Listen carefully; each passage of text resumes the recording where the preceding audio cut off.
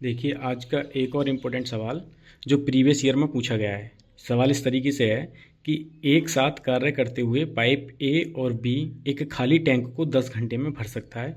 उन्होंने 4 घंटे तक एक साथ काम किया और बी ने काम करना बंद कर दिया तथा ए ने कार्य अंत तक जारी रखा।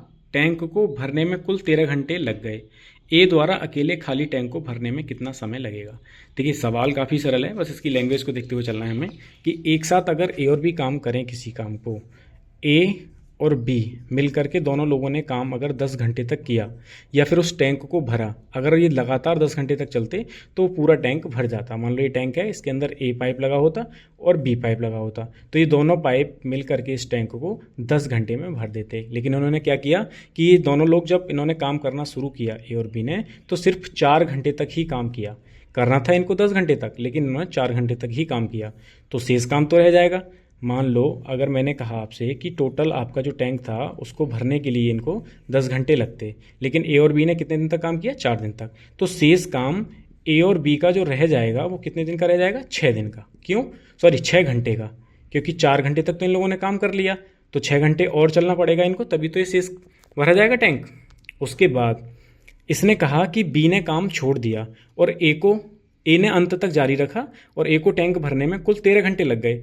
अब आप एक बात बताइए, 4 घंटे तक तो ए ने यहाँ भी काम किया है बी के साथ, लेकिन उसको टोटल 13 घंटे लगे हैं, तो ए उस शेष काम को कितने घंटों में और कर लेगा, क्योंकि 13 घंटे कुल लगा है उसको और 4 घंटे वो काम कर चुका है, तो यानी कि 9 घंटे उसको और समय लगेगा। अब यहाँ से आप ए प्लस बी और ये ए इधर ले आओ इसको, तो यहाँ से इनकी क्षमता निकाल लीजिए आप, तो ये आ जाएगा आपका 3 तिया 9 और 3 दूनी 6, 6 को इधर ले आए।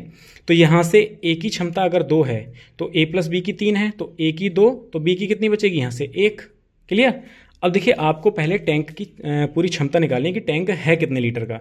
तो किसी भी कार्य को निकालने के लिए आपके पास इफिशियंसी होनी चाहिए और टाइम, मतलब कि कार्य बराबर क्षमता गुणा समय। अब देखिए, दोनों लोगों की क्षमता, मतलब ए और बी की दोनों की क्षमता कितनी है, 3, और दोनों लोग अगर एक दिन में 3 भरते हैं तो सॉरी 1 घंटे में 3 लीटर पानी भरते हैं, तो 10 घंटे में कितना भर लेंगे, तो गुणा 10 मतलब कि 30 लीटर।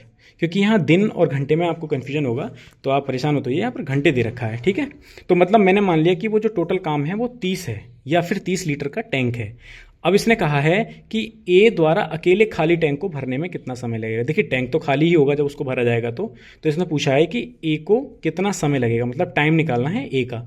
तो आपके पास क्या होना चाहिए, कुल वर्क होना चाहिए और ए की क्षमता होनी चाहिए। अब देखिए, कुल वर्क आपके पास कितना है, 30, और ए की क्षमता कितनी है आपके पास, 2।